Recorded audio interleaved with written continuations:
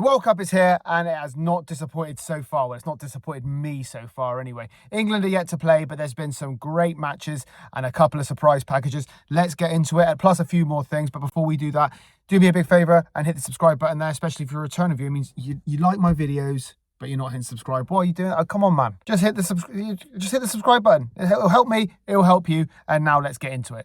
All kicked off in Mexico. They started well with a 2-0 win. Gutierrez was the standout performer for me. I've not heard much about the lad, but I think we're going to see this lad in Europe very, very soon. Most matches went how you would expect them to, except for the Qatar match. So Switzerland went 1-0 up via a penalty. They had loads of the play. They should have scored more than one goal, let's face it, but they couldn't score in open play. And then late on, a great header made it 1-1, and Qatar got themselves their first ever point in a World Cup. It was an emotional moment for them, but it just goes to show that if you do not get a game dead and buried, you're always vulnerable. 1-0 is a really risky scoreline. The commentators were saying it throughout, and they were proven right. Qatar with a late equaliser. A couple of surprise packages. The first one for me was Morocco. Well, I shouldn't say the surprise package. They're a really good football team. They got to the final of the African Cup of Nations. They won it by default. Senegal actually won the game on penalties, but because they walked off, because a penalty was given against them in the game, they were then stripped from the title and Morocco were handed it. Now, they played Brazil. Before the tournament, I thought Brazil were going to go into this and underachieve. And they played Morocco in the first game, which is a tough game to start your World Cup campaign in. And it looked like it was going to go wrong. Morocco came out of the blocks flying. They were highly intense. They were highly pressing. They got some great players. They played really good football and they got themselves a 1-0 lead. Now, Brazil are a great team. Ancelotti's a great manager and they've got some top class players, and Vinicius Jr. showed his class and bagged himself an equaliser. And from that point on, actually either team could have won it. So you got handed to Brazil. They ended up playing really well. Momentum swang their way after the goal. But Morocco were always in it. They always looked like they could score. They were threatening. They had a couple of chances themselves. And 1-1 was probably a fair result. So jury's still out with me in Brazil. I know they've got good players, top players, solid team. And Ancelotti being there, I think, might be the difference. It might prove me wrong, because I thought they were going to go into this tournament and underachieve. But the biggest surprise package for me was the USA with a 4-1 win over Paraguay. They were direct, they were fast, they were intense, they were fit, they were technically very good, and their tactics were spot on. And they disposed of Paraguay easily. In the first half, they could have scored way more goals as well. Paraguay came back into it in the second half, but it was never in doubt. Once they went 2-0 up, it was never in doubt, and 4-1 was, I think, the right result. The USA looked really, really good. Can you imagine if they went all the way? Can you imagine? So for me now, they're going to be the surprise package. I think they will go relatively deep into the tournament, but can you imagine if they go all the way and win it? You would definitely start to think that Trump might have had a few words with the referee. I'm not saying that am I saying that? No, I doubt it. I don't think it will happen. I don't think it'll happen. You never know. You never know with Donald Trump. Can you imagine if that is how they win? Donald Trump has just had a few words with the refs. Okay, look, just let the game flow our way. You know, just or the management team, because like, listen, you're gonna let us win. You're gonna step aside. You're gonna let us get to the quarterfinals, and we'll deal with it then. I'm only joking. USA were great. I'm looking forward to seeing it. Can you imagine if they get into the next round and play Iran? That would be interesting, wouldn't it? Hopefully, it will happen for the football. For the football, not for the hostilities. There's too much of that already. So England play on Wednesday. They're playing Croatia, and Croatia have notoriously been a bogey team for England. Now, I think England are a better team than Croatia. So, you know, some people might disagree. I think we've got better players. I think we're a better team. I think we should just go on and win this game. Now, for me, it all depends on how we approach that game. So are we going to be ambitious? Are we going to go into it and go, we're the better team, we're going to get in there and go for it? Because I think if we do that, I think if we go in and play our game and think we're the better team, we'll blow them up. The problem with England is on so many occasions in World Cups, we play this cagey style, you know, let's just see if we can get a result style football. And I think we need to do what the USA did, or what Morocco did, and go out there and be ambitious and trust in our players and trust in the system. If we do that, I don't think Croatia will be able to stop us. And if you beat Croatia in the first game, you've beaten the best team in your group. It takes the pressure off the Ghana game, because Ghana are no mugs. Right? They're no mugs. They will beat you. Or they will take points off you if you mess around. So if you go into that game already having won, the pressure comes off. I think we'll see them playing really, really good football. If we draw or lose against Croatia, the pressure's on us, and that Ghana game becomes much harder. With that in mind, I wanted to talk a little bit. So in the previous video, I covered people's attitudes towards England football, right? England have notoriously had a good team over the last 20 years, and one would argue that they've underachieved, right? I think so anyway, especially with the teams of old, Gerrard, your Beckhams, your Scholes, your Rooneys, all these players who should have maybe achieved more things with the England football team. I was watching Simon Jordan on TalkSport the other day, and he had to field a question about, were England arrogant for expecting to win the title? Now, this was off the back of an England documentary where Thomas Tuchel effectively said, I expect to win. And the backlash from the home nations is that, well, classic arrogant English. Now, forgive me, but we've got the best set of players in the home nations, a group of players that could probably get into most of the top European football teams. Not all of the players, of course, and not all football teams, but most, right? They would at least be able to compete. And we've reached 2 Euros finals, a World Cup semi-final.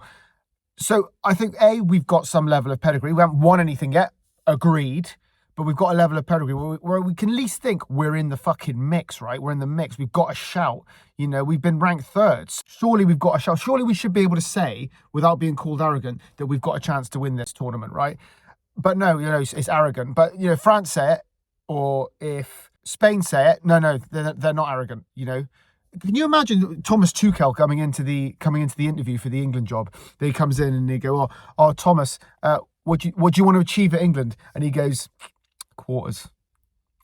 He's obviously going to say, I want to win the World Cup. I expect to win the World Cup. He's a top manager with top players. 2 of the English clubs have just won European tournaments, and Arsenal were very close to winning the Champions League. I think England have a strong shout in saying, hey, we expect to win this. We're confident we can. And I don't think that's arrogant. So I'm just going to react to this here. So I'll roll in and roll out where I can. But let's just see what was said and how I think Simon Jordan reacts really well to it, quite frankly.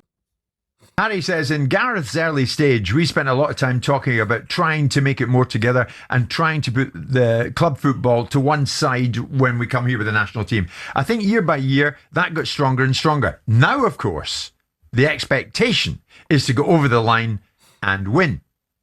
Thomas Tuchel told these players at their first meeting at St George's Park, the mission, why we are here, is very, very clear. We want to be world champions. We want to put the second star on our shirt. And for me, it's very important that we just speak about it. Just straight away, speak about it. The mission, the target of this mission is clear. Right. The second star on our shirt. Quite right. What's wrong with that? And that would go with the other star on your what's shirt. What's wrong with that? I agree. 60 years ago. When you won it in 1966. Yeah, correct. What's wrong with any of that then? What did you think Thomas Tuchel's been brought in for? What we have is people publicly stating that this is their ambition. This is what not what they expect to achieve. This is their ambition. This is what they've been brought in to achieve. And anything less than that will be a disappointment to them. That doesn't Harry says the expectation is to go over the line and win it. Well, there you go. Of course, it's to go over the line and win it. And he's kind of saying what I did there. What was Thomas Tuchel supposed to say? Was he supposed to say, we'll just get to the quarter. We'd be happy with the quarters. Of course, he's not going to fucking say that. He's going to say, we want to win. I expect to win. Do you expect England to win the World Cup? I hope for them to win. That's the World different. Cup. Do you expect them to win? I'm not a player. I can't influence the outcome. The players can. The manager can. I can sit on the sideline and look at it through the prism of saying, well, I hope that everything goes our way. We will need some luck. There are teams out there with better players than us. But collectively, can we overcome the Frances of the world that have got better individual players by being a unit? Is Thomas Tuchel able to achieve what Gareth Southgate wasn't able to achieve in key moments, in key games, Croatia, Italy, whatever else? I know. So yes, to use the phrase of I'm yours, optimistic. Let's get round about all this old fanny. I'm optimistic. Is the expectation amongst England fans that you'll win it? Well, I don't think so. I don't think this is the thing. I think England fans are always also perceived as arrogant by the rest of the home nations and maybe the rest of Europe. I don't know, but certainly the home nations, because they think we expect. If you walk around England, they're notoriously not confident about our chances. I mean, I walked into the shop the other day buying the England flags to put up into our gym and on my car, and the bloke behind the counter, obviously an Englishman, turns around and was like, "Don't worry, we'll be out by the group stages." I was thinking, that's the attitude in England. They're so pessimistic about our chances. But Thomas Tuchel is saying to us, "Hey, listen, we've got a great set of players. We've got as good a chance as fucking anybody to win this tournament. And why not say it?" And I totally agree. How can that possibly be when we live in a country where all we do is pull things down? No, there'll be a lot of optimism. there'll be a lot of desire and a lot of belief that the natural progression, as it was for France and every other team, why should we be the only team in international football that gets into semi-finals, gets into finals, and then doesn't go to the natural conclusion, which is the win? Exactly. Of course, work, and that good work was exactly. I agree with exactly what you're saying there. We've seen progress under Gareth Southgate, so why not go? Well, we've got to a couple of semi-finals. We've got to the next one. We're going to win. You see other teams do it. You see other teams go.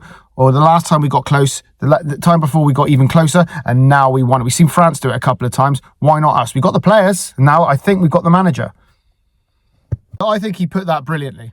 We've got a better chance with Tuchel than we have previously. And let's face it, we got to 2 Euros finals. I think we underachieved in the previous World Cup, the last World Cup, and I think we should have got to the final in Russia when we played Croatia in the semi-final. With all that in mind, with the team dynamic that we now have, they clearly play better as a team. They're a more cohesive unit. All this club rivalry bollocks has gone, just like Simon Jordan said. Why shouldn't we turn around and go, do you know what? We can win this, and I think we can win it. Will they win it? Maybe not. There's some great teams out there who will be in with the same type of shout, with better players. But it's not completely out of the question to say we could overcome it. That's my take on it anyway, but what do I know? Let me know what you think in the comments. Enjoy the World Cup, and I'll see you for the next one.